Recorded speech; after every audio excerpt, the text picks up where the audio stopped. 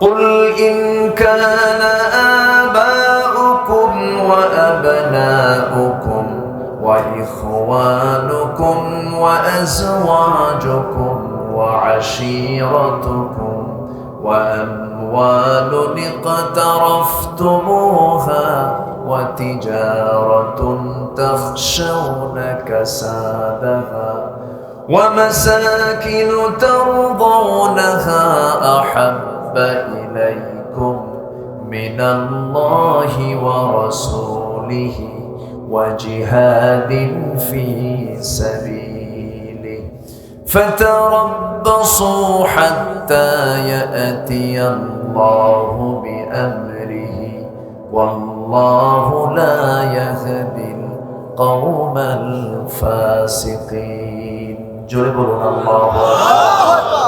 কোরআন যার উপরে নাজিল হলো সেই রাসূলকে লক্ষ্য করে আমরের সিগা প্রয়োগ করে বলা হচ্ছে কুল, হে রাসূল আপনি বলে দেন, জানিয়ে দেন, যদি তোমাদের কাছে ইনকানা, যদি তোমাদের কাছে তোমাদের পিতা, তোমাদের ছেলে, তোমাদের ভাই, তোমাদের স্ত্রী, তোমাদের আত্মীয়, তোমাদের মালামাল, তোমাদের ব্যবসা, তোমাদের পছন্দের ঘর বাড়ি, যদি এই চারটা জিনিস সেটা যদি তোমাদের কাছে যদি আল্লাহর চেয়ে, নবীর চেয়ে, জিহাদের চেয়ে বেশি প্রিয় হয়ে যায়, ফাতারাব্বাসু হাত্তা ইয়াতি আল্লাহু বিআমরিহি, অপেক্ষা করো, আল্লাহর ফয়সালা কিন্তু চলে আসবে। আল্লাহ তাআলা এখানে বান্দাকে একটা হুমকি দিয়েছেন, বান্দাকে সতর্ক করেছেন, ও বান্দা আমার ফয়সালা কিন্তু চলে আসবে।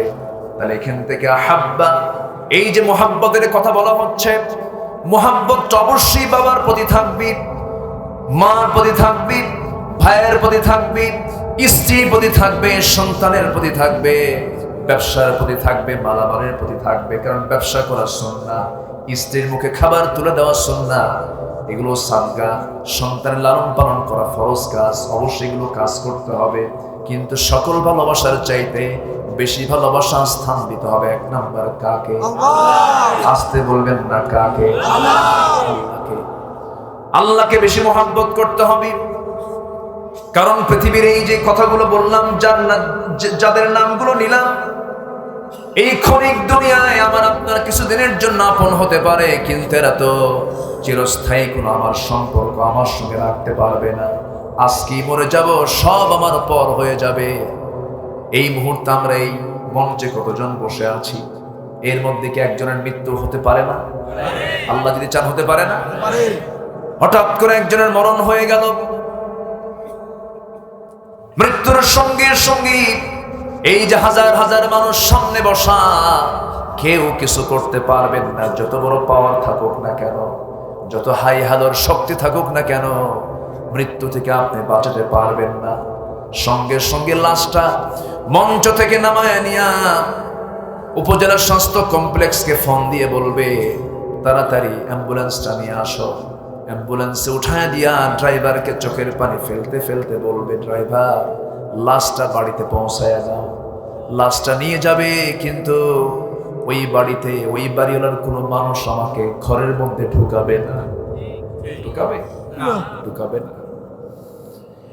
ওই যে ইনকানা আবাউকুম, বাপও ঢুকাবে না, আবনাউকুম ছেলেও ঢুকাবে না, ওয়া ইখওয়ানুকুম ভাইরাও ঢুকাবে না, ওয়া আজওয়াজুকুম তোমার স্ত্রীও তোমার কাছে আসবে না, তোমার আত্মীয় স্বজন কেউ ঢুকাবে না। সব লাশটা নিয়ে করবে কি বারান্দাও স্থান নাই, লাশটা নিয়ে আস্তে করে একটা কোনায় কাপড় দিয়ে আড়াল করে পর্দা করে চকিতে নিথর দেহ ফেলে রাখবে। গোসলের সময়টা করবে, গোসলটা হয়ে যাবে, সেলাইওয়ালা কাপড়গুলো কেচে দিয়ে কেটে কেটে সব খুলে ফেলবে। সবচাইতে কম দামি কাপড় কিনে নিয়ে আসবে, সেলাই চলবে না, মাঝখান দিয়ে একটা টান মেরে ছিঁড়ে ফেলবে, দু পাটটা করে আমার গায়ে লাগায় দেবে, মাথায় বাঁধন, পায়ে বাঁধন দিয়ে দেবে। সামনে জানাজা হাজির হয়ে যাবে, সমস্ত লোকজন জানাজা সম্পন্ন হয়ে যাবে। আমাকে টেনে হেঁচড়ে ওই বাবা, ওই ভাই, ওই স্ত্রী, ওই পরিবার পরিজন, আত্মীয় স্বজন সবগুলো আমাকে টেনে হেঁচড়ে নিয়ে চলে যাবে। একটু বেশি দেরি হলেই ওই সন্তানটাই বলে ফেলবে, দেরি করো না, লাশটা পচে যাবে, ফুলে যাবে। আমি আমার এই দেহের কোনো মূল্য আমার আত্মীয় স্বজন দেবে না, সবাই আমাকে বোঝা বানিয়ে ফেলবে, বোঝা মনে করবে, টেনে হেসে কবরে রেখে আসবে, বাঁশ চাপা দেবে, মাটি চাপা দেবে, ওই যে বিদায় দিয়ে আসবে। দিন শেষে আমার কোনো বন্ধু নাই, দিন শেষে আমার একমাত্র কেবলমাত্র শুধুমাত্র আমার অন্তরঙ্গ বন্ধু কে? জোরে বলেন কে? সব ফাঁকি এগুলো, সব ফাঁকি। আল্লাহ তাআলা আরেকটা আয়াতে বলছেন আলে ইমরানের ভিতরে, যুইয়িনা লিন-নাসি হুব্বুশ শাহাওয়াতি মিনান নিসাই ওয়াল বানিনা ওয়াল قناطير المقنطرة من الذهب والفضة والخيل المسومة والأنعام والحرث ذلك متاع الحياة الدنيا والله عنده حسن المآب جربون الله মানুষের জন্য সুসজ্জিত করা হয়েছে, মোহনীয় করা হয়েছে, মোহগ্রস্ত করা হয়েছে মানুষের জন্য ৬টা জিনিসকে। এর মধ্যে ১ নম্বর এখানে বলা হয়েছে যুয়িনা লিন-নাসি হুব্বুশ শাহাওয়াতি মিনান নিসা, নারীকে, ওয়াল বানিন সন্তানকে, ওয়াল কানাতিরিল মুকান্তারা পঞ্জীবিত স্বর্ণরূপী, ওয়াল খাইলিল মুসাওয়ামা চিহ্নিত অশ্ব অর্থাৎ দামি দামি গাড়ি যানবাহনকে, এরপরে চাষাবাদকে, এরপরে চতুষ্পদ জন্তুগুলোকে, এরপরে শস্যাদির ফসলাদিগুলোকে আকর্ষণীয় করে দেওয়া হয়েছে। আল্লাহ বলছেন শোনো, এই যে তোমরা এই সমস্ত জিনিসের প্রতি যা আসক্তি হয়ে পড়ো, তোমরা যে ঝুঁকে পড়ো, তোমরা জেনে রেখে দিও আমার কাছে ফিরে আসাটাই হলো উত্তম প্রত্যাবর্তন স্থল। কারণ আমি তোমার জন্য যে জান্নাতটা রেখে দিয়েছি, সেই জান্নাতটা সর্বনিম্ন জান্নাতটা হবে 10টা পৃথিবীর মতো একটা জান্নাত। মনে হয় জান্নাতটা ছোট হয়ে গেছে, জোরে বলেন সুবহানাল্লাহ। সবাই কি জান্নাত পেতে রাজি আছেন? সবাই কি জান্নাত পেতে রাজি আছেন? আমার ভাইয়েরা, কিন্তু জান্নাত যে আমরা নেব, জান্নাত যে আমরা নেব, জান্নাত নিতে হলে যোগ্যতার দরকার আছে না নাই? অযোগ্য লোক কি জান্নাতে যাবে নাকি? আসতে কয় না। অযোগ্য কেউ যাবে জান্নাতে?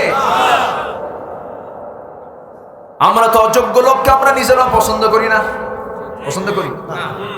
ভালো একটা জায়গায় অযোগ্য লোক বসলে পরে আমরা বলি কি হলো রে, এই জায়গায় কি লোকের বসা ঠিক হয়েছে নাকি?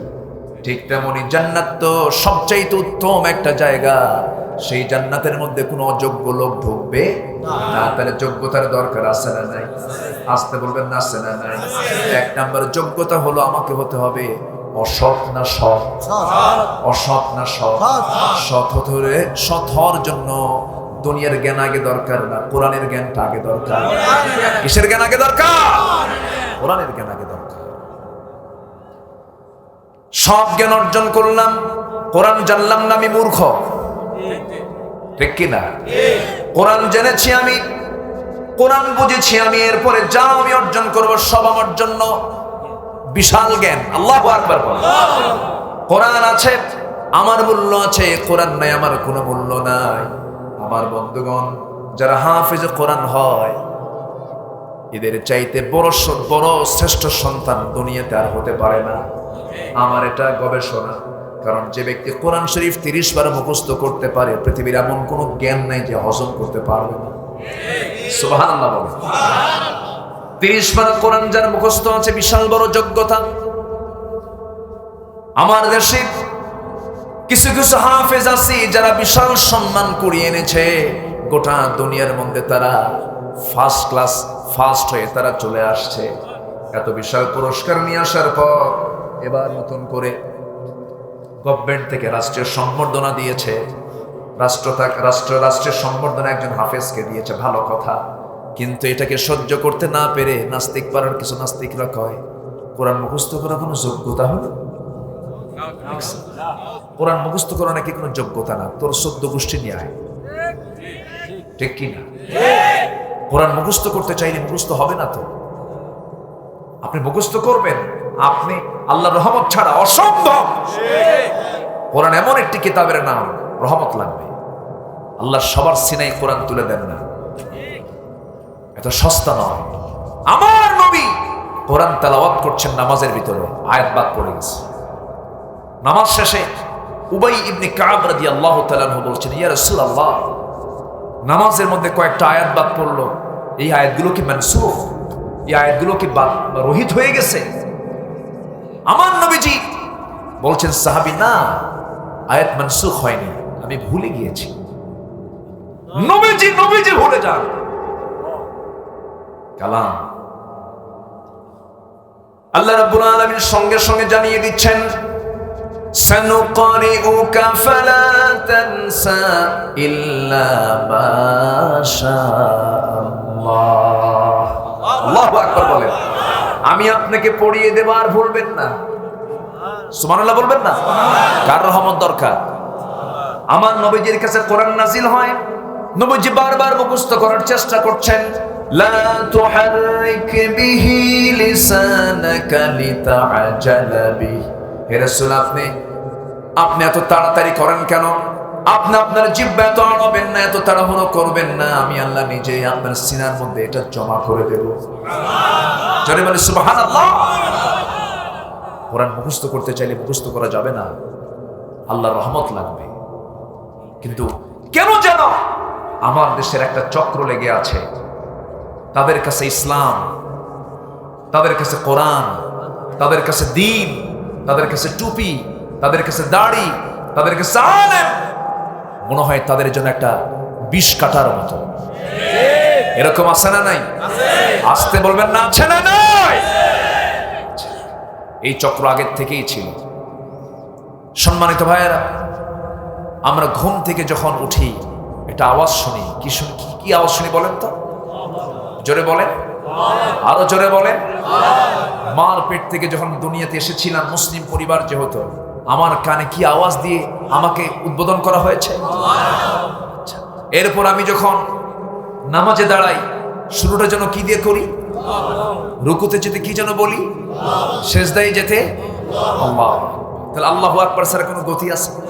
আচ্ছা, যখন মরে যাব, সামনে লাশ, কি বলবে? আরো জোরে, আরো জোরে। নামাজে লাগলো, আজানে লাগলো, জন্মে লাগলো, মৃত্যুতে লাগলো, নামাজও হয় না এই আওয়াজ ছাড়া। সমাজে আল্লাহু আকবার বলতে সমস্যা কোথায়? যারা সমাজ আল্লাহু আকবার বলতে যারা আপত্তি তোলে, যারা নারায়ে তাকবীরকে বিতর্কিত করতে চায়, তাদের ঈমান বিতর্কিত, তাদের জন্ম বিতর্কিত, তাদের জানাজা না দিয়া কুত্তা বিলাইয়ের মতো বিদায় করা দরকার। রাজি আছেন কারা কারা? হাত উঁচু করে দেখা।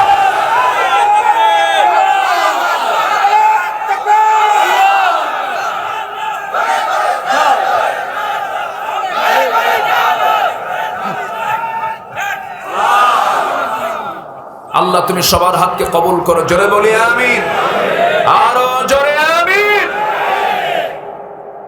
কেউ থাকবে না, থাকবেন কে? আল্লাহ। কে থাকবেন? আল্লাহ। আল্লাহ থেকে যাবেন। ফেরাউন ছোটখাটো নেতা?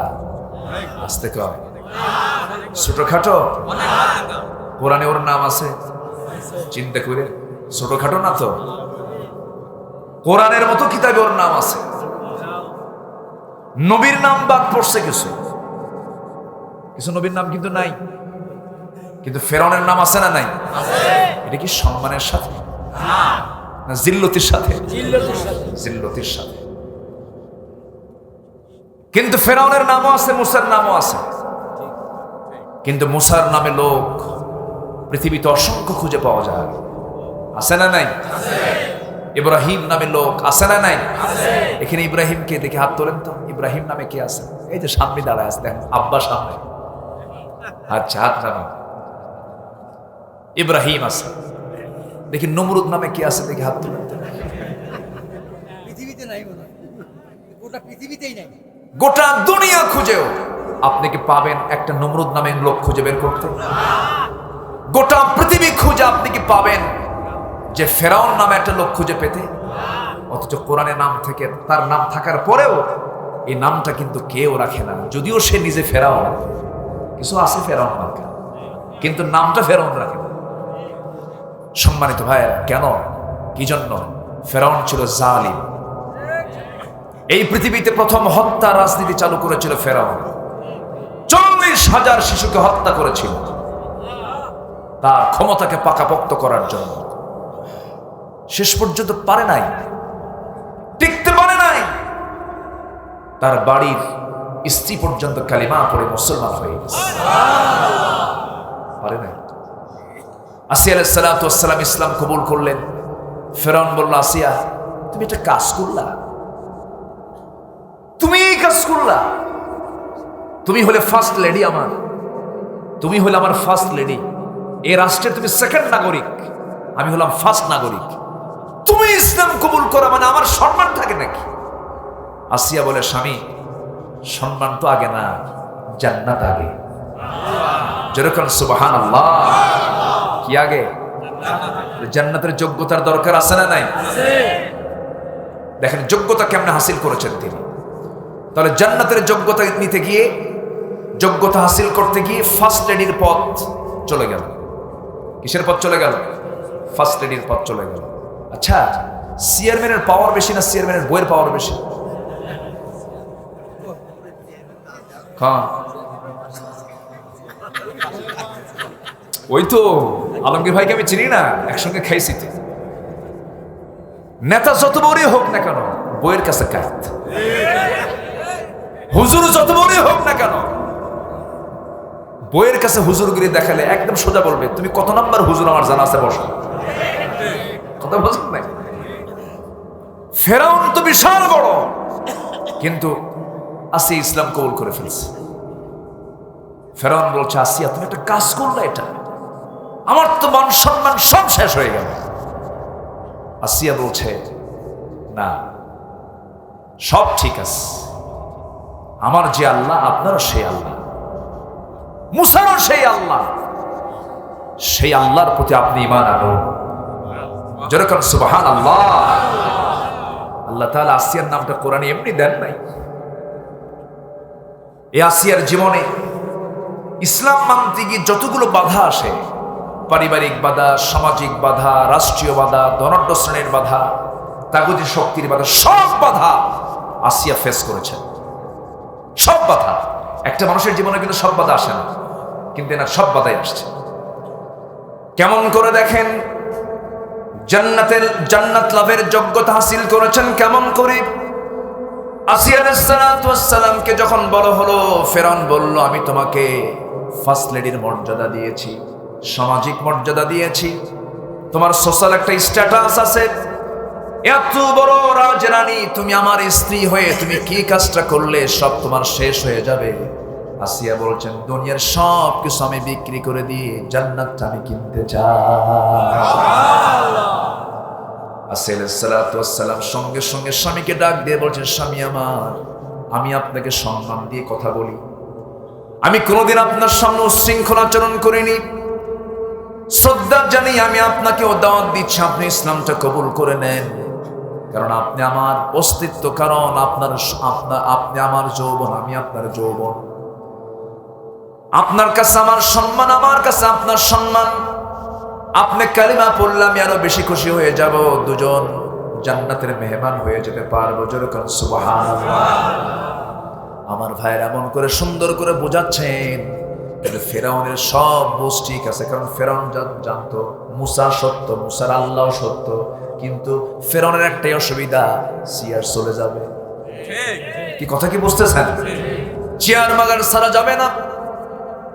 বলতেছে, আসিয়া শোনো, সব আমি জানি, আমার বুঝতে কোনো কষ্ট নাই, সব আমি বুঝতে পেরেছি আসিয়া, সব ঠিক আছে, কিন্তু আমার জনপদে আল্লাহর কোন আইন চলবে না, মুসার ধর্ম এই জায়গায় চলবে না, মুসা রবের দিন চলবে না, সব আমার দিন চলবে, আমার আইন চলবে এই জায়গায়। আসিয়া বলছে, স্বামী আমার, এই দুনিয়া সৃষ্টি করেছেন যিনি, আইন তিনি, তার আইনটাই সমাজে চলতে হবে, এটাই তো প্রকৃতি, এটাই তো আল্লাহর বিধান। সঙ্গে সঙ্গে ফেরাউন যখন এই কথা বলে ফেলেছে, আসিয়া যখন এই কথা বলে ফেলেছেন, ফেরাউন বলছে, আসিয়া শোনো, তুমি কি জানো আমার শেষ অবস্থান কি হতে পারে? আসিয়া বলছেন, আমি জানি আপনি আমাকে এমন কথা বলবেন, আমাকে মৃত্যুর ভয় দেখাবেন। মৃত্যুর ভয় আপনি আমাকে যখন দেখাবেন, আমি হাসতে হাসতে মৃত্যুর মুখে যাব, জান্নাতে চলে যাব। যেরকম সুবহানাল্লাহ। আমার ভাইয়েরা, এখন প্রশ্ন হলো, ফেরাউনের সঙ্গে আসিয়ার বিয়ে যে হলো, সেই সময়ের শরীয়তে এটা জায়েজ ছিল। আল্লাহর নবীর বউ পর্যন্ত কাফেরা ছিল। ইমরাত নূহ, ইমরাত লূত, লূত আলাইহিস সালাতু ওয়াস সালামের স্ত্রী কাফের ছিল। নূহ আলাইহিস সালাতু ওয়াস সালামের স্ত্রী কাফের ছিল। নূহ আলাইহিস সালাম যা কিছু বলতেন সব তার বউ কাফেরদের মাঝে প্রচার করে দিত। বউ পর্যন্ত কথা শুনে নাই, ছেলে পর্যন্ত কথা শুনে নাই। নূহ আলাইহিস সালাতু ওয়াস সালামের পারিবারিক ভাবে তিনি চরম টেনশন সারা জীবন ক্রিয়েট করেছেন। বউটা পর্যন্ত কথা শুনে নাই, সন্তানটা পর্যন্ত কথা শুনে নাই। কিন্তু সেই সময়ের শরীয়তে এটা জায়েজ ছিল, কিন্তু এখন শরীয়তে জায়েজ আসতে জায়েজ। আসিয়া আলাইহিস সালাতু ওয়াস সালাম শেষ পর্যন্ত বলেন, আমার স্বামী আপনি কি করবেন জানি না। ফেরাউন বিশাল টেনশনে পড়ে গেল, পারিবারিক পরীক্ষার মধ্যে পড়ে গেল। হামানকে ডাকলো, হামানকে ডাক দিয়ে বলছে, হামান কি করা যায় বলো তো। হামান বলছে, বুকের শত্রু বড় শত্রু, ঘরের শত্রু বড় শত্রু, একে প্রথমেই না শেষ করতে পারলে চরম বিপদ আপনার সামনে অপেক্ষা করছে। ফেরাউন বলে ফেললো, ঠিক আছে জাল্লাদ রেডি করো, ওকে আমি দুনিয়া থেকে বিদায় করে দেব, ওকে আমি শেষ করে দেব। আসিয়ার সামনে যখন ফেরাউন শেষবারের মতো এসে বলছে, আসিয়া দাম্পত্যময় জীবনে আমি তোমাকে কোনোদিন চুল পরিমাণ কোনো কষ্ট দেই নাই, কিন্তু আজকে আমি তোমাকে বাধ্য হচ্ছে দুনিয়া থেকে বিদায় করতে, মেরে ফেলবো তোমাকে। আসিয়া বলছেন, আমার স্বামী আমি হাসতে হাসতে আমি মৃত্যুর দিকে ঢলে পড়বো, কারণ নাকের মধ্যে আমি জান্নাতের ঘ্রাণ পেয়ে গেছি। জান্নাতে যাওয়ার যোগ্যতা হাসিল করতে হবে। আসিয়া আলাইহিস সালাতু ওয়াস সালাম যখন তিনি শহীদ হয়ে যাবেন, যখন তাকে করাত দিয়ে চিরি দুই টুকরা করে দেওয়া হবে, এমন সময় তিনি হাত দুটো উঁচু করে আকাশের দিকে তাকিয়ে আল্লাহকে লক্ষ্য করে একটা দোয়া করেছিলেন। সেই দোয়াটা আল্লাহ রাব্বুল আলামিন কোরআনে কারীমের মধ্যে কোট করে দিয়েছেন। তার কিতাব হলো তাওরাত, তার দোয়া পেয়েছেন। সেই তার দোয়াটা স্থান পেয়েছে কোন কিতাবে? কোরআনে। কাদের জন্য বলেন? কাদের জন্য? আমাদের জন্য। কি দোয়াটা তিনি করলেন, কি সুন্দর তিনি দোয়াটা করলেন। তিনি দোয়া করছেন কি, রব্বি বিনিলি ইনদাকা বাইতান ফিল জান্নাহ ওয়া নাজ্জিনি মিন ফিরআউনা ওয়া আমালিহি। আল্লাহ তাআলা আমার জন্য বানিয়ে দাও ইনদাকা বাইতান ফিল জান্নাহ, তোমার কাছে একটা ঘর জান্নাতের মধ্যে। সেই ঘরটা আমি চাইবো, সেই ঘরটাই আল্লাহ তোমার কাছে আমি চাই জান্নাতের মধ্যে। সেই ঘরটা, যে ঘরটা তোমার ঘরের দেওয়ালের সঙ্গে যেন হয়। জোরে বলি সুবহানাল্লাহ, আরো জোরে বলি সুবহানাল্লাহ। সবচেয়ে আমার আপনকে, আসতে বলবেন না, আপনটা কে? আল্লাহই তো আমার আপন, পৃথিবীর কেউ তো আমার আপন না। কে বলেছে স্বামী আপন, আমার মা? কে বলেছে আমার ভাই বউটা আপন? না না, ও যুবক, আজকে বিয়ে করেছ, 2 বছর সংসার করলে, হঠাৎ করে 2 বছরের মধ্যে একটা বাচ্চা চলে এসেছে দুনিয়াতে, বাচ্চার বাপ হয়ে গেছো, মরে গেলা। 2 বছরের মাথায় তোমার মৃত্যু হয়ে গেল। মৃত্যু হওয়ার সঙ্গে সঙ্গে কেমন করে বললা? বাইকে তুমি অ্যাক্সিডেন্ট করে মারা গেছো। বউটার কানে সংবাদ চলে গেছে, 3 দিন 4 দিন খায় না, 7 দিন পরে খাওয়া শুরু করবে। 3 দিনে হাসে না, 1 মাস পরে হাসাহাসি শুরু করে দেবে। 3 মাস 4 মাস চলে যাবে, 4 মাস 10 দিন পার হবে, ইদ্দতটা পূরণ হয়ে যাবে, টাইম পার হয়ে যাবে। ওই মেয়ের বাবা মা ও তোমার বউয়ের বাবা মা এসে তাকে নিয়ে চলে যাবে। বাচ্চাটি তিন হয়ে গেল। 7 মাস 8 মাস পরে মেয়ের বাবা বলবে, মা এমন করে তোমাকে ঘরে রাখতে পারবো না, আমরা বিয়ে দিয়ে দেব। বিয়েটাও দিয়ে দেবে। বিয়ে দিয়ে দিল। নতুন স্বামী পাওয়ার পরের দিনে ওই বউটা তোমার তার আব্বা আম্মাকে ফোন করে বলবে, আব্বা তোমরা যে সিদ্ধান্ত নিয়েছো সঠিক সিদ্ধান্ত নিয়েছো, আগের স্বামীর চাইতে এই স্বামী আরো ভালো। এটাই দুনিয়া, এটাই দুনিয়া। আপনি চলে যাবেন, আপনার স্থান একজন কাভার করে ফেলবে। আপনি রেখে যাবেন সম্পদ, আপনার ছেলে মেয়েরা সম্পদ নিয়ে কাড়াকাড়ি করে মারামারি করে জেলখানায় ঢুকবে, ঠিক কিনা? এই তো দুনিয়া। এই জন্য ভালোবাসতে নিয়ে ভুল করা যাবে না। ভালোবাসা দিবসে কোথাও যাওয়া যাবে না। ভালোবাসবো আমরা কাকে? আসতে হবে না, কাকে আমরা মহব্বত করবো? আল্লাহকে মহব্বত করব। 14ই ফেব্রুয়ারি আসতেছে। 14ই ফেব্রুয়ারির দিন কি করবে জানেন? যশোরের গদখালি থেকে ফুল কিনবে, সেই ফুল ঢাকায় যাবে। এক একটা ফুল শাহবাগের মোড়ে বিক্রি হবে। গোলাপ ফুল 500 টাকা, 700 টাকা, 1000 টাকা। এই গোলাপ ফুল কি স্বামী তার বউকে দেবে, বউ তার স্বামীকে দেবে নাকি? কে কাকে দেবে? একটু ব্যাখ্যা করেন, একটু তাফসীর করেন একটু। কে কাকে দেবে? কিসের প্রেমিক প্রেমিকা? প্রেমিক প্রেমিকা তো স্বামী স্ত্রী, ঠিক কিনা বলেন? মগা মগিকে দেবে কি, ঠিক কিনা? বদমাইশি করবে। এগুলোকে প্রমোট করা হয়। এগুলো নাকি প্রগতি। এগুলো কি? এগুলো নাকি প্রগতি। এগুলো প্রগতি না দুর্গতি? কোন কোন মাছের মাথায় পায়খানা থাকে কন্ত বল? চিংড়ি। তো চিংড়ি আগে বেশি যায় না পিছে বেশি আসে? মাথায় কি আছে? মল আছে। কথাটা বুঝে? মাথায় মল থাকার কারণে সামনে যাওয়ার চাইতে পিছনে বেশি যায়। এই সমস্ত ভালোবাসা নামের বেহায়াপনা দিবসকে আমরা মানি না, ঠিক কিনা? এগুলো প্রগতি নয়, এগুলো দুর্গতি। এগুলোর সাথে ইসলামের, দ্বীনের, কোরআনের কোনো সম্পর্ক নাই। এটা বেহায়া দিবস, এটা বদমাইশি দিবস। মুসলমানদের ভালোবাসা একদিন না, মুসলমানদের ভালোবাসা প্রতিদিন, প্রতিক্ষণ, প্রত্যেক মিনিট, প্রত্যেক সেকেন্ড। জোরে বলে সুবহানাল্লাহ। আমার ভাইয়েরা, আসিয়া আলাইহিস সালাতু ওয়াস সালাম দুনিয়া থেকে বিদায় নেবেন। জল্লাদ তার সামনে রেডি হয়ে গেছে। 2 টুকরা করে তাকে শহীদ করে দিয়ে দিল। রক্তের ফোঁটাগুলো গড়ে গড়ে পড়ে। আসিয়ার মুখ থেকে কোনো শব্দ বের হয় নাই, বের হয়েছে লা ইলাহা ইল্লাল্লাহ।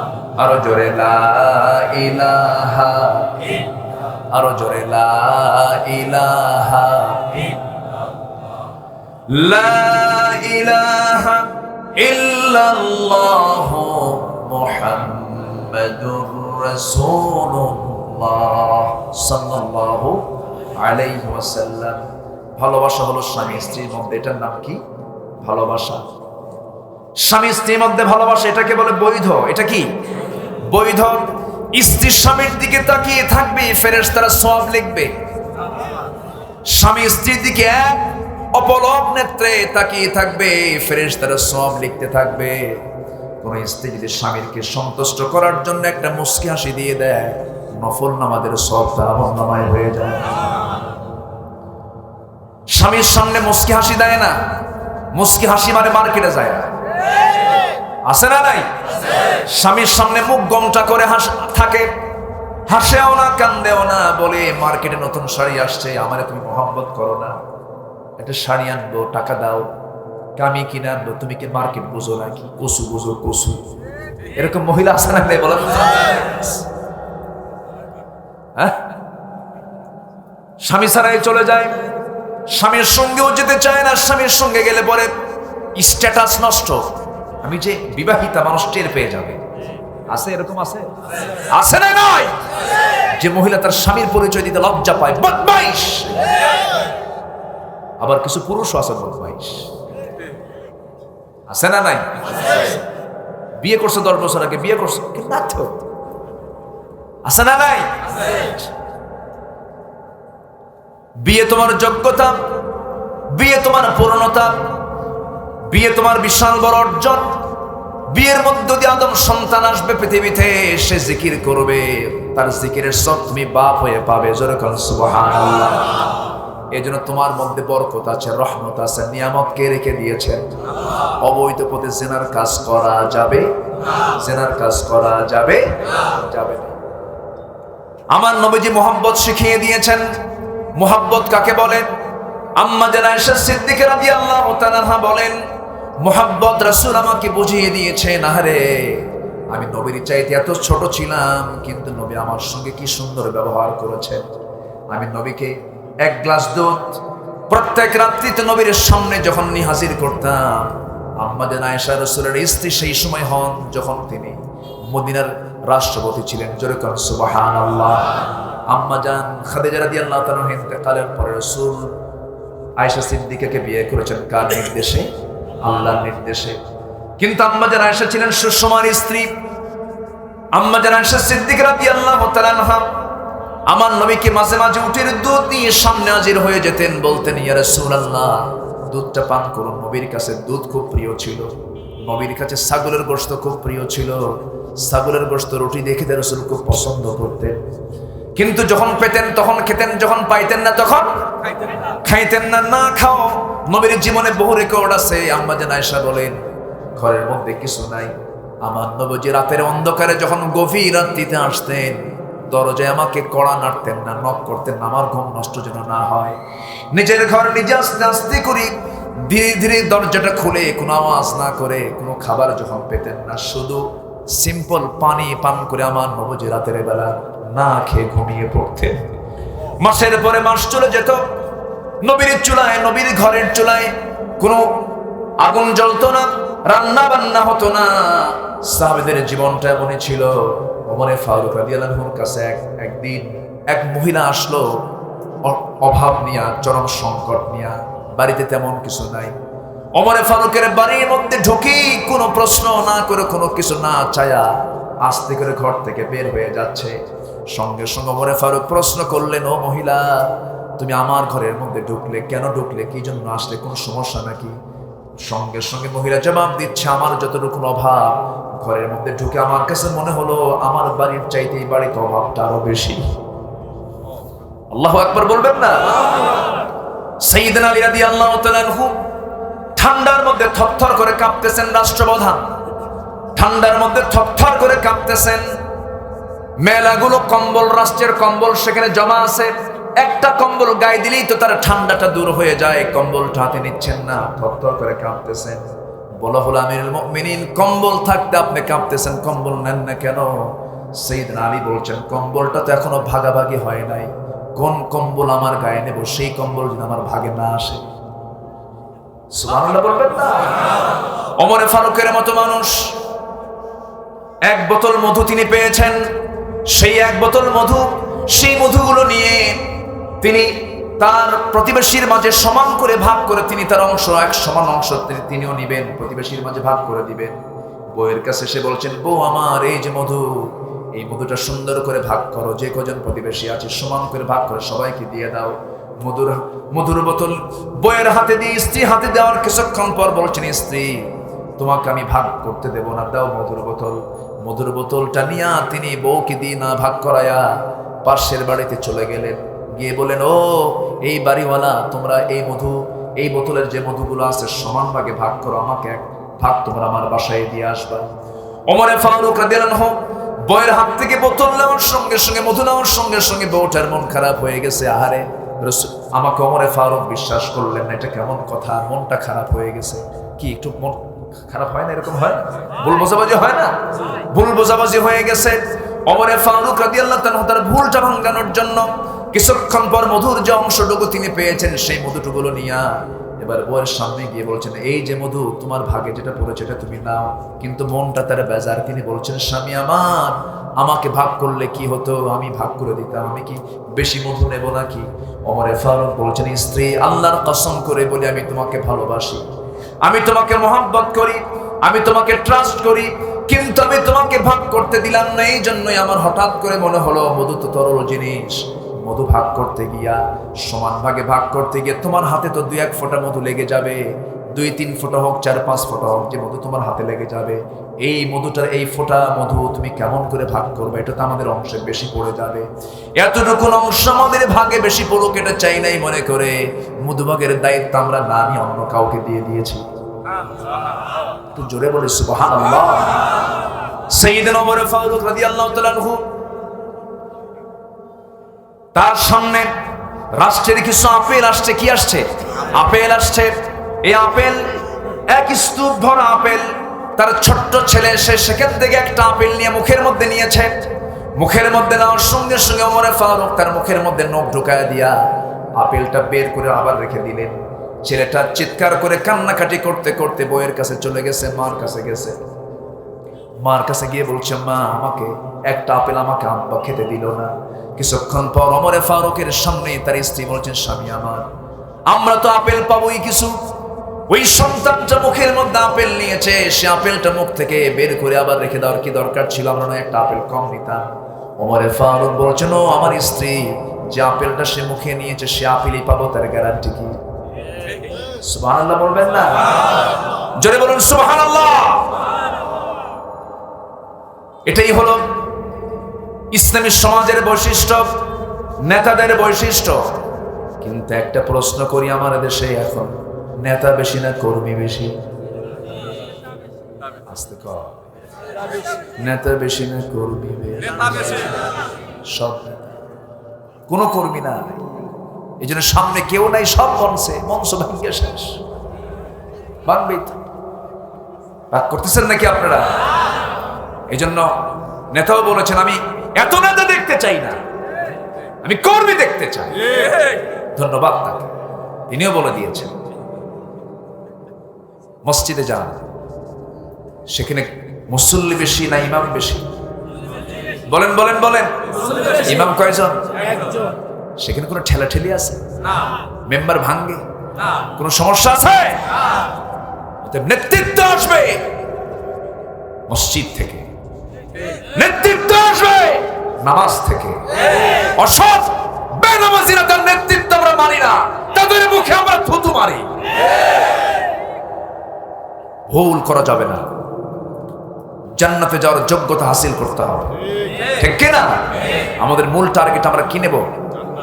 কি নেব আমরা? জান্নাত।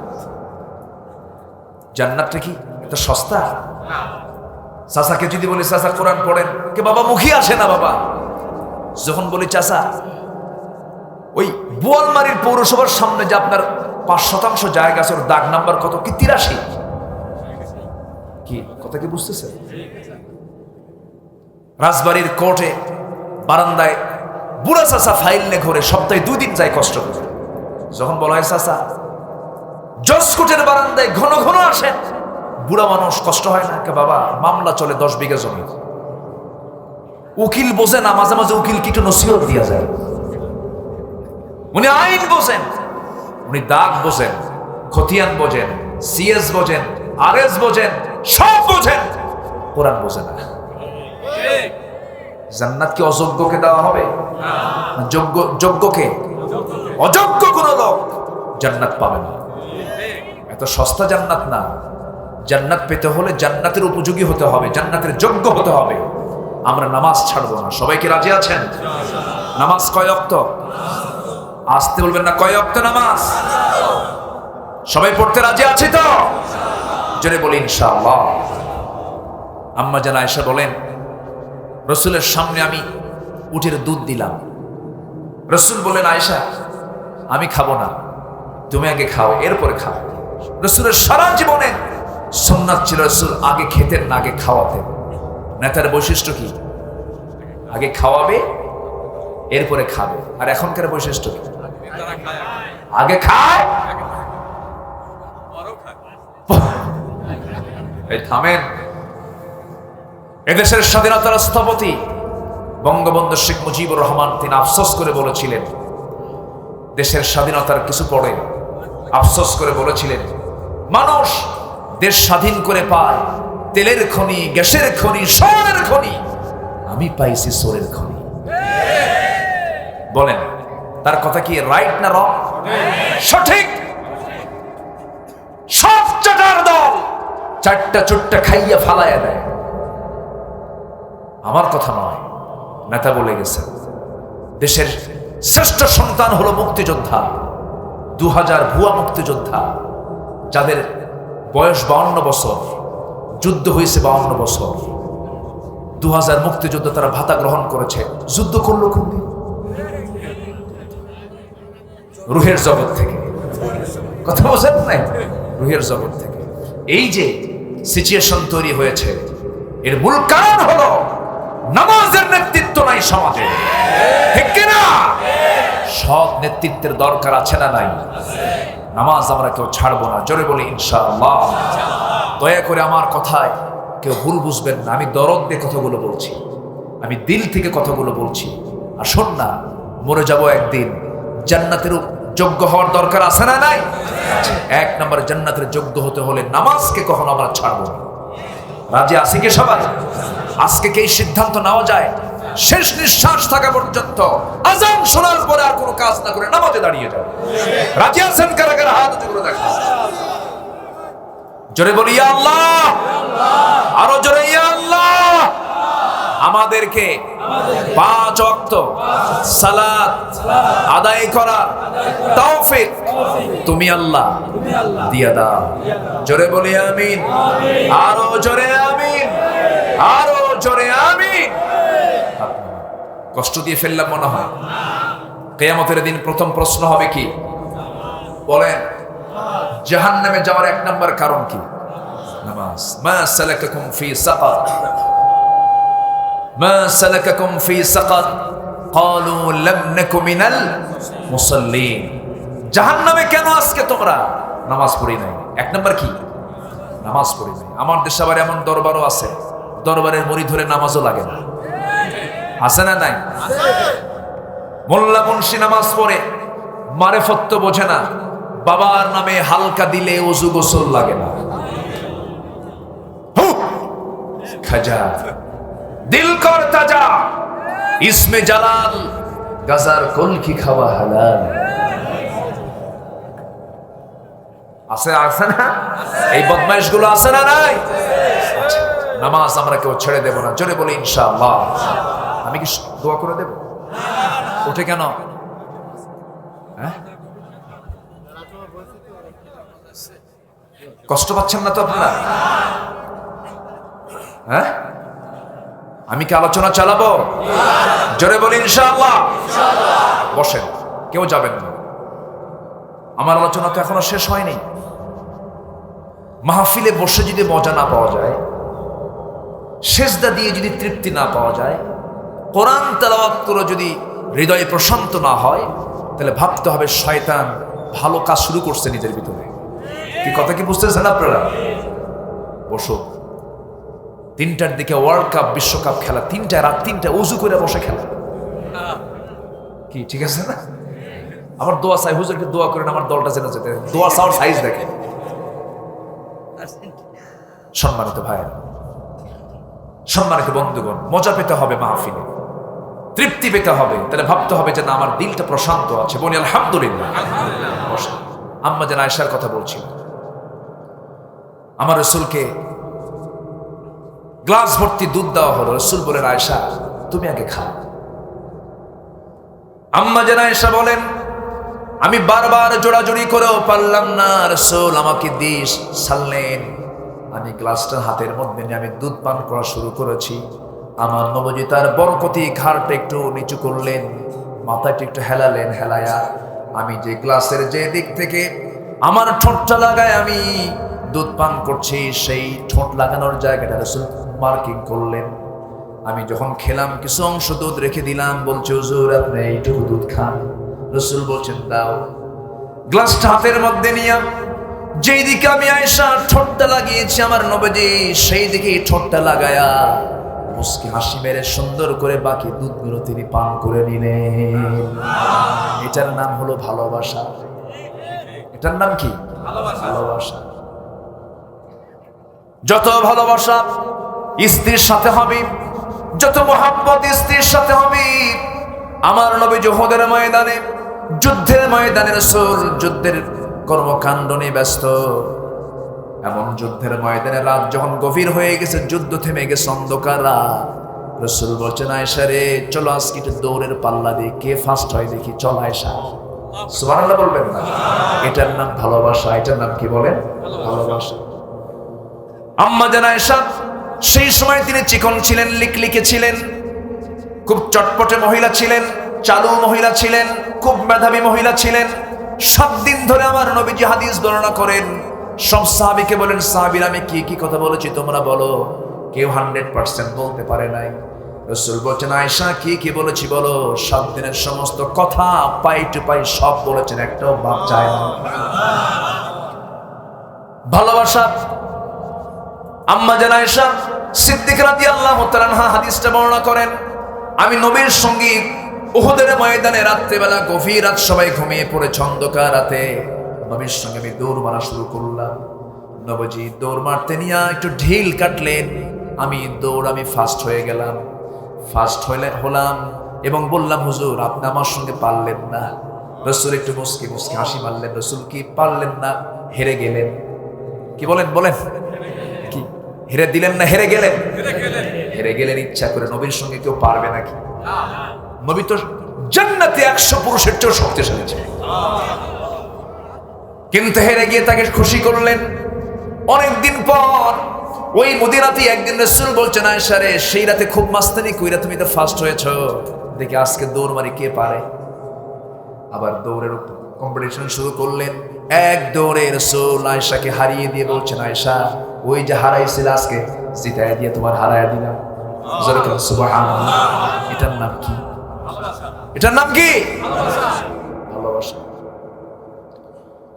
এগুলোর মধ্যেই রহমত আছে, এগুলোর মধ্যেই আছে আল্লাহর অবশ্যই ভালোবাসা আছে, আল্লাহর মহব্বত আছে, আল্লাহর দয়া আছে, আল্লাহর পক্ষ থেকে নিয়ামত আছে।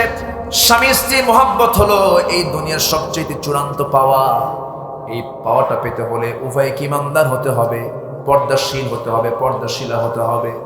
আম্মা জান আয়েশা বলেন, আমি যখন উটের গোশতগুলো নিয়ে রাসূলের কাছে গিয়ে বলতাম, হুজুর উটের গোশতগুলো আপনি খান। আমার নবীজি বলতেন, আয়েশা রে তুমি আগে খাওয়া শুরু করে দাও। আমি আয়েশা গোশতগুলো না খেয়ে হাড়গুলো আমি চুষতাম, হাড়ের গোশতগুলো খেয়ে খেয়ে হাড়গুলো রেখে দিতাম। আমার নবীজি সেই হাড়টা নিয়ে আমি যেটা চুষে চুষে রেখে দিয়েছি আমার রাসূল সেটাই চুষে চুষে রাখতেন। যেরকম সুবহানাল্লাহ। আম্মা জান আয়েশা বলেন, আমি রাসূলকে খুব ভালোবেসেছি, রাসূল আমাকে তার চাইতে বেশি ভালোবেসেছে। আমার রাসূল আমাকে খুব ভালোবাসতেন, খুব স্নেহ করতেন, খুব আদর করতেন, খুব মহব্বত করতেন। রাসূল যখন মারা যাবেন, আম্মা জান আয়েশা বলেন, 9টা কারণে আল্লাহ তাআলা আমাকে শ্রেষ্ঠত্ব দান করেছেন। আমি আয়েশা এই পৃথিবীতে একমাত্র নারী। 9 বছর বয়স আমার বিয়ে হয়েছে, 13 বছর নবুয়ত হয়ে নবীর ঘরে পদার্পণ করেছি। আমি একমাত্র কুমারী স্ত্রী। আমি জিবরাইলকে নিজের চোখে দেখেছি। আমার শানে আল্লাহ তাআলা আয়াত নাযিল করেছেন। আমি নবীর বিছানার সঙ্গে ঘুমিয়েছি, সেই সময় নাযিল হয়েছে আমি থাকা অবস্থায়। এরপরে আল্লাহ তাআলা আমার ব্যাপারে বিয়ের সিদ্ধান্ত আল্লাহ তাআলা নিজেই জানিয়ে দিয়েছেন। আল্লাহ হচ্ছেন আমার বিয়ের ঘটক। যেরকম সুবহানাল্লাহ। আমি আয়েশা নিজেকে ধন্য মনে করি। রাসূল যখন দুনিয়া থেকে বিদায় নিয়ে নেবেন, আমার ঘরটাকে রাসূল পছন্দ করলেন, আমার ঘরে তিনি আরাম ফরমালেন। আমি নবীজির মাথায় সুন্দর করে পানি ঢেলে দিলাম, প্রচন্ড মাথা ব্যথা, মাথাটা ম্যাসেজ করে দিলাম। আমার নবীজি আজান শুনতে পেলেন। আজান শোনার সঙ্গে সঙ্গে রাসূল বলছেন, আয়েশা রে আজান তো হয়ে গেল, মসজিদে যাওয়া দরকার। অসুস্থ, কিন্তু চূড়ান্ত অসুস্থ। তিনি উঠে দাঁড়ানোর চেষ্টা করলেন, কিন্তু মাথা ঘুরে পড়ে যেতে নিলেন। আম্মা জান আয়েশা বলেন, রাসূলকে আমি ধরলাম, আবার শোয়া দিলাম। রাসূল বলছেন, আয়েশা রে বুঝতে পেরেছি জামাতের নামাজ আর আমার হবে না মনে হয়। আমার বেলাল তো আজান দিয়ে দিয়েছি, আমার নামাজের সময় তো হয়ে গেছে, আমার মুসাল্লায় কে দাঁড়াবে? আয়েশা সিদ্ধান্ত আমার চূড়ান্ত হয়ে গেছে। আমার মনে হয় মা তোলাআতিশ শামসু লা গরাবাত, এই দুনিয়াতে কোনো সূর্য উদয় হয় না, অস্ত যায় নাই। আমার পরে সবচেয়ে শ্রেষ্ঠ লোক হচ্ছে আমার আবু বকর। আমার আবু বকরকে বলো, তোমার আব্বাকে বলো আমার মুসাল্লায় দাঁড়ায় যেন আমার দায়িত্বটা পালন করে নেয়। রাসূল বুঝায় দিচ্ছেন নামাজের মধ্য দিয়ে, ও দুনিয়ার মানুষ জেনে না, নেতৃত্ব নামাজ থেকে আসবে। নামাজের যে নেতৃত্ব দেবে সে রাষ্ট্রেরও নেতৃত্ব দেবে। আমার নবীজির মুসাল্লায় সাইয়েদনা আবু বকর দাঁড়ায় গেলেন। নামাজ শুরু হয়ে গেছে। নতুন ইমাম, সাহাবায়ে কেরাম কাঁদতে কাঁদতে বেকরার হয়ে যাচ্ছেন, অস্থির হয়ে যাচ্ছেন। নবীজির কানে সাহাবীদের কান্নার আওয়াজ যখন চলে এলো, রাসূল বলছেন, আয়েশা রে আমাকে জানালার কাছে নিয়ে যাও। জানালার কাছে নিয়ে যাওয়া হলো। জানালার কাছে গিয়ে দাঁড়ায়া থাকলেন। দাঁড়ায়া থেকে সাহাবায়ে কেরামদের নামাজের দৃশ্যগুলো দেখতেছেন। চোখের কোনা বেয়ে টপ টপ করে পানি পড়ছে। নবীজির কান্না দেখে আম্মা জান আয়েশা কেঁদে কেঁদে বলছেন, হুজুর আপনি কান্দেন কেন? আপনার সাহাবীরা তো নামাজ পড়ে। রাসূল বলছেন, আয়েশা রে, আল্লাহর কসম করে বলি, আমার এই কান্না দুঃখের কান্না না, এটা আমার চরম আনন্দের কান্না। তুমি কি জানো আয়েশা, এই নামাজের জন্য আমাকে কত কষ্ট স্বীকার করতে হয়েছে। এই নামাজ কায়েমের সংগ্রাম করতে গিয়ে ওই তায়েফের মানুষ আমাকে পাগলা বানায়া মেরে মেরে রক্তাক্ত করে দিয়েছে। ওই মক্কার মানুষ আমাকে মেরে মেরে অজ্ঞান করে রেখে দিয়েছে। এই নামাজ কায়েমের সংগ্রাম করতে গিয়া আমি যখন মক্কায় নামাজ পড়তে গেছি, উতবা সাইবারা শেষদারত অবস্থায়, রুকুরত অবস্থায় উঠে পচা নড়ি ভরি আমার পিঠে চাপায়া দিয়েছে। সেই নামাজ কায়েমের সংগ্রাম করতে গিয়ে ওহদের ময়দানে আমার দাঁত ভেঙে ফেলে দিয়েছে।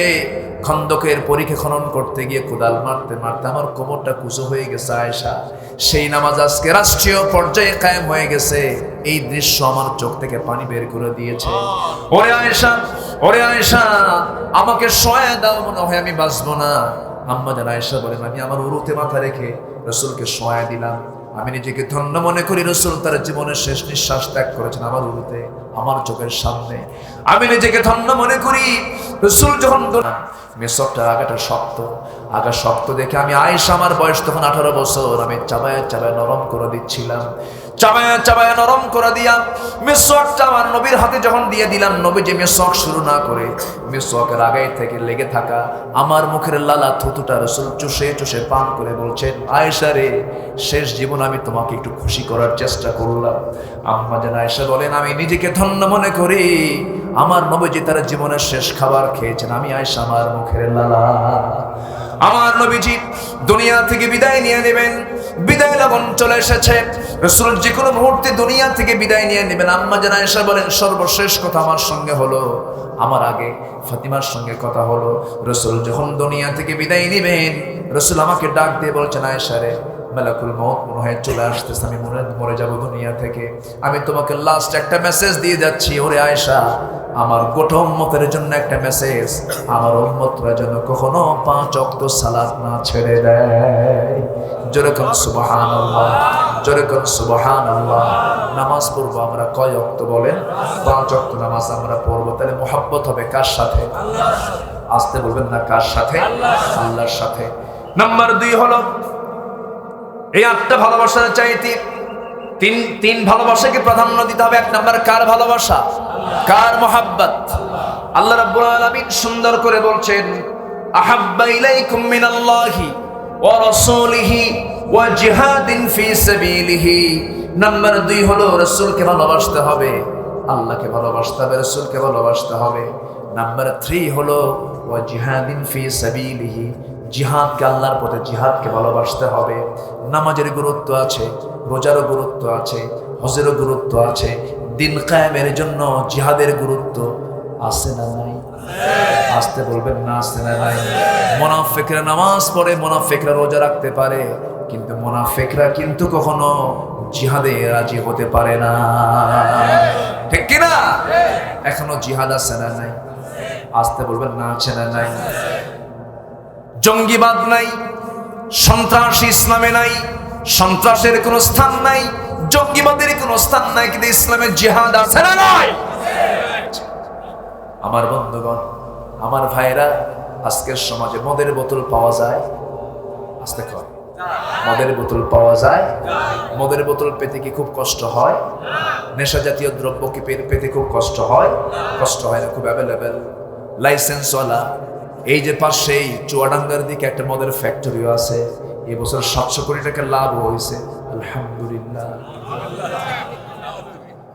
কি কবেন বলে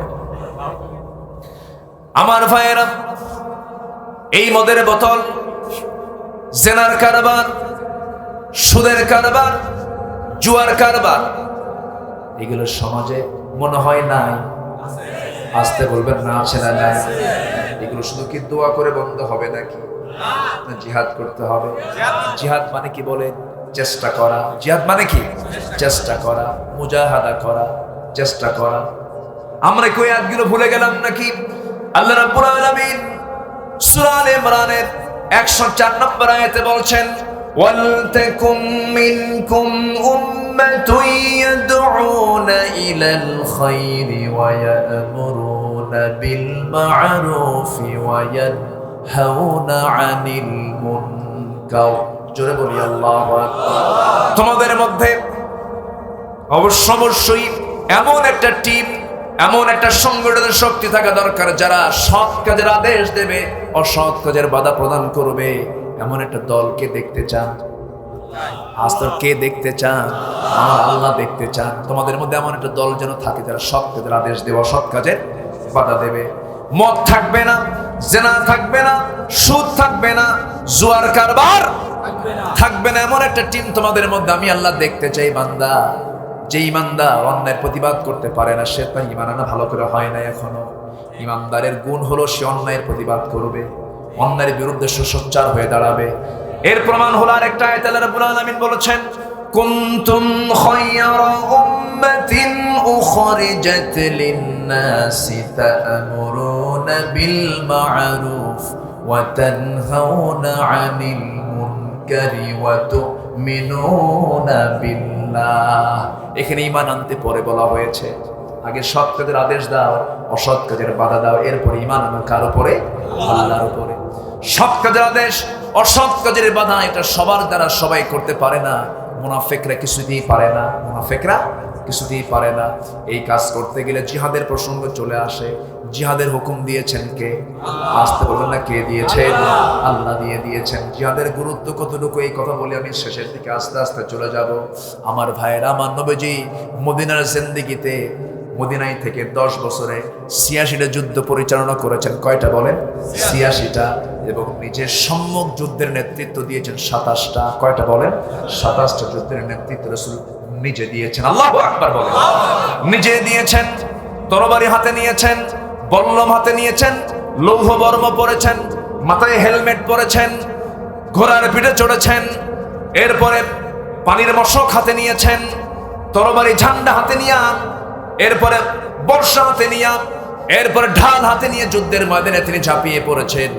আমার নবীজি এমন একটা যুদ্ধের ময়দানে রওনা দিবেন, 30,000 সৈন্য নিয়েছেন। কত হাজার বলেন? 30,000 সৈন্য নিয়ে তিনি তাবুকের প্রান্তরে গেছেন। যুদ্ধ হলো না, সেই সময়ের পরাশক্তি রোমানদের বিরুদ্ধে যুদ্ধ হবে। বিনা যুদ্ধে রাসূল ব্যাক করলেন, মদিনায় চলে এলেন।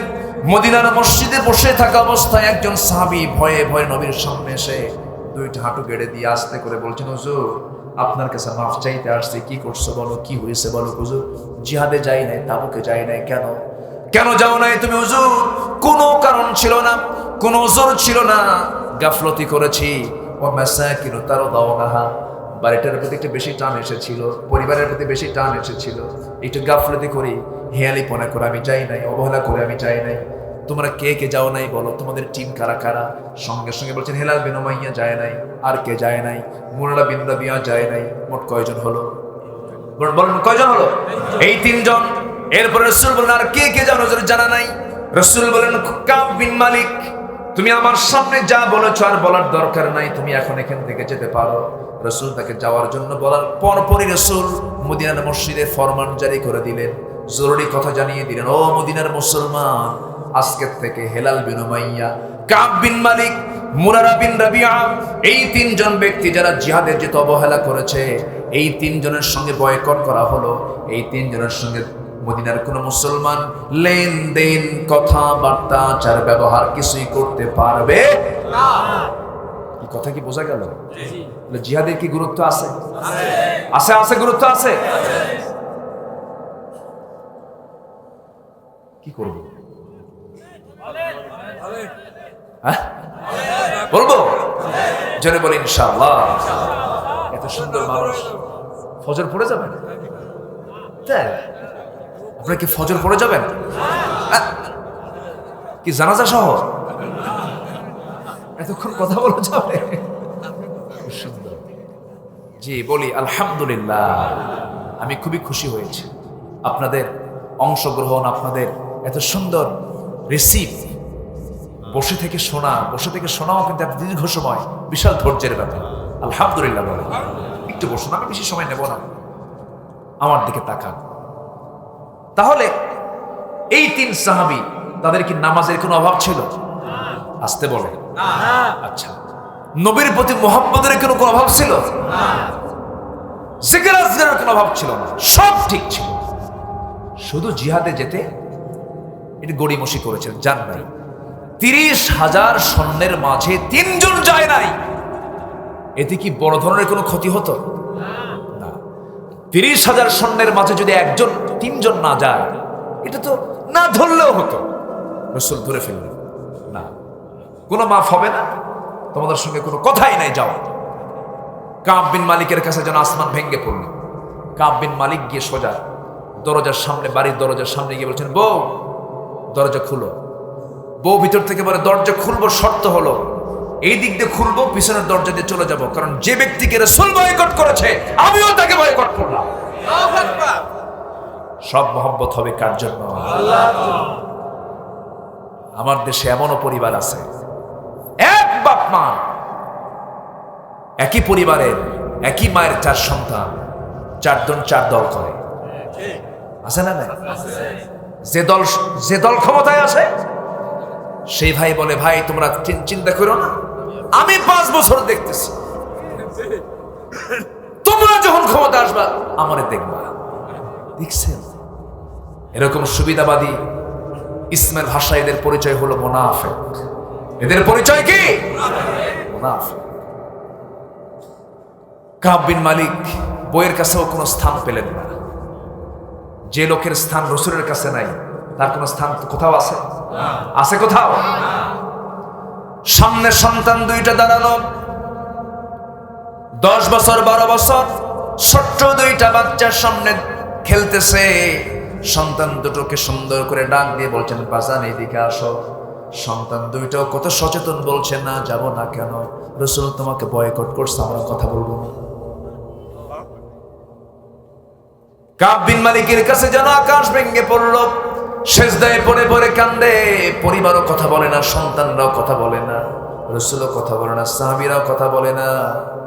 হেলাল বিন উমাইয়ার বয়স 70 বছর, বুড়া মানুষ, নবীর চাইতে বয়সে বড়, অসুস্থ মানুষ। কিন্তু কেন তিনি গেলেন না? রাসূলকে কেন বললেন না? রাসূল তাকেও বয়কট করে ফেললেন।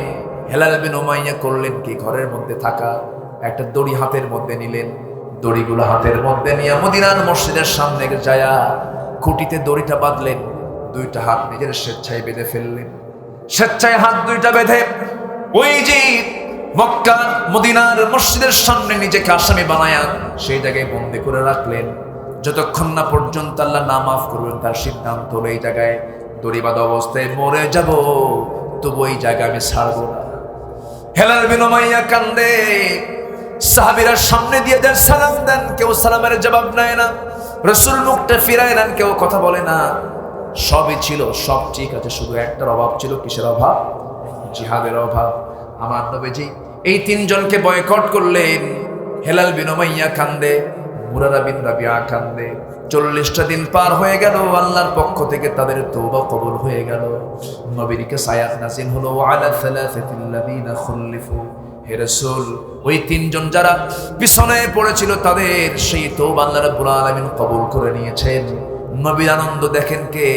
নবীর আনন্দ সেই সময় চূড়ান্ত আকারে প্রকাশ পেয়ে গেল, কারণ নবীর তো সাহাবী, আল্লাহ তাদেরকে মাফ করে দিয়েছেন। রাসূল চরম আনন্দ প্রকাশ করে বলছে, ওমর রে, আমি মাফ করি নাই, কিন্তু আমার কাব বিন মালিককে আকাশের মালিক আল্লাহ মাফ করে দিয়েছে। জোরে বলেন সুবহানাল্লাহ। কিন্তু মাঝখান থেকে উম্মতে মুহাম্মাদের জন্য শিক্ষা আছে না নাই? আসতে বলবেন না, আছে না নাই? সেই শিক্ষাটা হলো, সকল কিছুর চাইতে আল্লাহ, রাসূল এবং জিহাদকে বেশি মহব্বত করতে হবে। কার কথা? আসতে বলবেন না, কার কথা? আজকের মাহফিল আমি দেখছি, বুড়া মানুষের চাইতে যুবকরা আজকের মাহফিলে বেশি। আলহামদুলিল্লাহ বলুন, জোরে বলে আলহামদুলিল্লাহ। যুবকরা যারা মাহফিলে আসছে তাদেরকে আমি ধন্যবাদ দিচ্ছি। যুবকদের জন্য আমি 3টা মেসেজ দিয়ে যাব। নাম্বার 1 মেসেজ শুনবা, যুবকরা শুনবা তোমরা? যুবকদের জন্য 1 নম্বর মেসেজ হলো, তাড়াতাড়ি বিয়ে করো। দেখেন, হাসেও না, কিছুই কয় না, মানে বেজার টেজার হইল। এই 3টা কাজ করলে কি হবে জানো? এই 3টা কাজ করলে তোমার যে রিজিক নির্দিষ্ট ছিল তার চাইতে রিজিক ডাবল হয়ে যাবে। আমি বলে গেলাম, নাম্বার 1, বিয়ে শাদী করে নাও। সেদিন আবার প্রশ্ন করছে, কালকে এক মাহফিলে প্রশ্ন করছে, হুজুর বিয়ে করার জন্য যদি মেসেঞ্জার অথবা ইমোতে যদি বিয়ে শাদী হয় জায়েজ আছে কি? কি শুনতেছেন কথাগুলো? দেখেন কথার প্রশ্নের সাইজ দেখেন। তো তুমি মেসেঞ্জারে বিয়ে করবা, তাহলে বউ যদি আরেক জায়গায় থাকে, তুমি যদি আরেক জায়গায় থাকো, সন্তান হবে কোন দিন? সেই বিয়ে হয়ে লাভটা কি?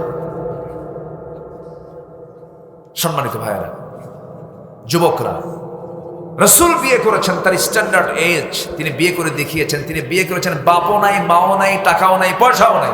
কত বছরে? 25 বছর। আর আজকের যুবকরা বিয়ে করতে, তারা কিছু কিছু যুবক আছে বিয়ে করার সময় পায় না, এত ব্যস্ত। 42 বছর বয়স বিয়ে করে, 50 বিয়ে করে। 50-এ বিয়ে করলে কি ওর দাঁত ঠিক আছে? হ্যাঁ, দাঁত কি ঠিক আছে? চোখও ঠিক নেই, দাঁতও ঠিক নেই। বাচ্চা কেন হয়েছে বুড়া বয়সে, বাচ্চা নিয়ে যখন রাস্তায় হাঁটে তখন তো লোক বলবে, এই ছেলে এটা তোমার দাদা না? না না, লাভ কি? এগুলো করা যাবে না। মেয়ে প্রাপ্তবয়স্ক হয়ে গেছে, বিয়ে দিয়ে দিবে। অনেক বাপ মার দোষ আছে, ছেলেকে বিয়ে দিতে চায় না। ছেলে যদি বলে বাবা বিয়ে শাদী করা দরকার, নামাজ কালাম পড়ি, ফিতনার যুগ, বিয়ে করাও, বাপ এমন ধমক মারে, কিসের বিয়ে রে তোর? আছে না নাই? ধমক মারে উল্টো করে ক্যাচ করে থুয়ে দেয়। কিন্তু আপনি কি বোঝেন না, আপনার সন্তানটার যৌবন আসছে, সে যদি কোনো জেনার কাজে অংশগ্রহণ করে, তার একটা ভাগ আপনার আমলনামায় যাবে। কি ঠিক কিনা? এই জন্য খেয়াল করতে হবে, বিয়ে শাদীর ব্যবস্থাও করে দিতে হবে। ওয়ানকিহুল আয়ামা, তোমরা বিয়ে করো স্বামীহীন নারীকে, যার স্বামী নাই এমন নারীকে বিয়ে করো। যুবকরা কি করে জানেন? যার স্বামী আছে ওখানে যাই প্যাস লাগবে। আসতে কম কেন? কি আছে না? পরকীয়ার পরিমাণ কমছে না বাড়ছে? কমছে না বাড়ছে? বাড়ছে। নোংরামি। এই মোবাইল শেষ করে দিল। মোবাইলে যে কত সংসার ভাঙছে, এটা যে কত বড় আসামি। এই মোবাইল বহু সংসার ভাঙে নাই? ভাঙে নাই? গতকালকে কোথায় যেন মাহফিল করলাম, তো বলতেছে হুজুর আমার মেয়ে তো ঠাকুরগা। ঠাকুরগা কেন? আপনি অন্য অঞ্চলের মানুষ, ঠাকুরগা মেয়ে বিয়ে দিচ্ছেন, এর বিয়ের ঘটককে? হুজুর মোবাইল ঘটককে। কোথায় যাবেন? এজন্য মোবাইল ব্যবহার করা জায়েজ কি না জায়েজ, এই প্রশ্ন আমাকে যদি কেউ করে, আমি জবাব দেই, মোবাইল ব্যবহার করা তার জন্য না জায়েজ যার ঈমান দুর্বল। যার ঈমান দুর্বল তার মোবাইল ব্যবহার করা কি না জায়েজ। যার ঈমানটা শক্ত আছে সে ব্যবহার করতে পারবে। সবার জন্য মোবাইল না। যার ঈমান লুজ, ও আরো লুজ হবে মোবাইল দেখলে, ঠিক কিনা বলেন? ও আরো শেষ হয়ে যাবে। যার ঈমানটা শক্ত সে মোবাইলটা ব্যবহার করতে পারবে। তো অর্থাৎ মোবাইল ব্যবহার করবে দুর্বল ইমানদারের লোক না সবল ইমানদারের লোক? এখন কারা ব্যবহার করে বলেন? যুবকরা, এটা খেয়াল করতে হবে। আল্লাহ তুমি এই এলাকার যুবকদেরকে দিন মেনে চলার তৌফিক দিয়ে দাও। রাসূল তার মেয়ে ফাতিমাকে বিয়ে দিয়েছেন, বেশি বয়সে না অল্প বয়সে বিয়ে দিয়েছেন। টাকাওয়ালার সাথে না মুত্তাকির সাথে? ভালো নামাজি লোকের সাথে। এখন মেয়ের বাপরা মেয়েকে বিয়ে দিতে নিয়ে কত যে প্ল্যান করে। আমার মেয়ে তো মেডিকেলে চান্স পাচ্ছে, কি আসে না? বলেন তো, এরকম আসে না? কেমন ছেলে দরকার আপনার? আমার ছেলেকে, আমার যে জামাই হবে অবশ্যই আমেরিকান সিটিজেন হলে ভালো হয়, মঙ্গল গ্রহে অফিস হলে আরো ভালো হবে। কি বুঝতেছেন? কি বুঝতেছেন? একটা বার বলে না যে আমি সেই ছেলে চাই যে 5 ওয়াক্ত নামাজের পাশাপাশি তাহাজ্জুদ পড়ে। সেই ছেলে চাই যে ছেলের মুখে রাসূলের সুন্নাহ, সুন্দর মুখের দাড়িটা তার চেহারায় শোভা পায়। এরকম ছেলে দেখতে চাই, এরকম ছেলে আমি চাই। আপনাকে ধনী জামাই আপনার মেয়েকে টাকা দিতে পারে, ফার্নিচার দিতে পারে, খাবার দিতে পারে, কিন্তু আপনার মেয়েকে সুখ দিতে পারবে না। এটা নিশ্চিত হলফ করে আমি বলবো। সুখ টাকায় নয়। ফাতিমার ঘরে ফার্নিচার ছিল না, কিন্তু মোহাব্বতটা ছিল, ঘরটা ছিল মোহাব্বত আর ভালোবাসা দিয়ে ভরা। আর আজকে ঘরগুলো ফার্নিচার দিয়ে ভরা, এসি রুম, কিন্তু ঘুম হয় না। সারা রাত কিলাকিলি, সারা রাত কি কিলাকিলি, মোহাব্বত নাই। স্বামী স্ত্রীর দ্বন্দ্ব, কারণ ও একটা সঙ্গে ঘোরে আর ও আরেকটা সঙ্গে ঘোরে। কি কথা কি বুঝতেছেন? আর কি এটা ঘটক, এটা ঘটক। আজ থেকে ঘটক বলবে। হ্যাঁ, আজকে থেকে ঘটক না বলবে। আজকে থেকে ঘটক না বলবো। আজকে আমি মনে হয় এই কথাটাই প্রথম বললাম। জি সম্মানিত ভাই, আমরা সতর্ক হয়ে যাব। যুবকরা, তোমার চরিত্রকে নষ্ট করবা না, সাইয়েদনা ইউসুফের মতো চরিত্র আনবা। জোরে বলি ইনশাআল্লাহ। আজকে সমাজে ফিতনা কম না বেশি? মেয়েরা আজকে ভিতরে থাকে বেশি না বাইরে থাকে বেশি? বাইরে। এটা কিসের লক্ষণ? কি বলেন, এটা কি ভালো না খারাপ? খারাপ লক্ষণ। টায়ার বাইরে থাকবে, টিউব ভিতরে থাকবে। টিউবের কাজ হলো সে হাওয়াকে নিয়ন্ত্রণ করবে, কন্ট্রোল করবে। আর টায়ার বাইরের সমস্ত মানে যত প্রেসার আসবে সব ওর গায়ে দিয়ে চলে যাবে। টিউব নরম, তার চামড়া নরম, সে ভিতরে থেকে বলবে টায়ার তুমি চলো, আমি তোমাকে হাওয়া দিয়ে যাচ্ছি। কিন্তু 6 মাস থাকতে থাকতে টিউব টায়ারকে বলিল, এই টিউব টায়ার, আমি ভিতরে থাকিতে ঘামিয়া যাইতেছি, বাহিরে যাইয়া আমিও থাকিব 6 মাস। কি কথা কি বুঝিতেছেন? কি ট্রাক কি যাবে? ট্রাক কি যাবে? ট্রাক কি চলবে? চলবে না। এই জন্য যার যেখানে পজিশন সেখানে থাকিতে হইবে। আল্লাহ তুমি মাদেরকে বোঝার তৌফিক দাও। জোরে বলি আল্লাহুম্মা আমিন। আরো জোরে আল্লাহুম্মা আমিন। আমার নবীজি মেয়েকে বিয়ে দিলেন। ধরে ধরে সাহাবীরা রাসূলের কাছে প্রস্তাব নিয়ে আসে। মিলিয়নার, খেজুর বাগানের মালিক। রাসূল বললেন নট অ্যালাউড, যাও। আমার কাঙ্ক্ষিত পছন্দের লোকটা এখনো আসে নাই। সবার প্রস্তাব দেওয়া শেষ। সাইয়েদনা আলী সবার শেষে আস্তে আস্তে করে আসতেছেন আর ভাবতেছেন বাড়ি তো নাই, কি যে হয় আল্লাহই জানে। সামনে দাঁড়ায় আছেন। রাসূল বললেন আলী তুমি কিছু বলবা নাকি? হুজুর কি যে বলবো নিজেও তো জানি না। বিয়ে করবো আমার মেয়েকে? হুজুর দিলে করা যায়। জোরে বলেন সুবহানাল্লাহ। আচ্ছা বিয়ে যে করবা টাকা পয়সা আছে কি তোমার? কিছু ঘর বাড়ি আছে? হুজুর টাকা পয়সা পাবেন কোথায়? ঘরও নাই, বাড়িও নাই, টাকাও নাই। তো বিয়ে করবা, মরনা লাগবে না? কিছুই কি নাই তোমার কাছে? কি এই যে ঢাল, এই যে তরবারি, এটাই আমার সম্পদ। যুদ্ধের ডাক আসবে, চলে যাব যুদ্ধে। রাসূল বললেন তরবারি লাগবে, ঢাল ছাড়াও যুদ্ধ চলে, ঢালটা বেঁচে আসো। ঢাল বেচার টাকাই হবে আমার মেয়ের বিয়ের মোহরানা। জোরে বলে সুবহানাল্লাহ। বিয়েতে কোনো গেট আছে? আতশবাজি আছে? কোনো হো আছে? ডিজে আছে? কি কি কথা কি বোঝা যায়? গান বাজনা ছাড়া এখন বিয়ে হয় না। নোংরা মেয়েগুলো, যে বিয়েতে গান বাজনা দিয়ে উদ্বোধন হবে ওই পরিবার শান্তি হবে না।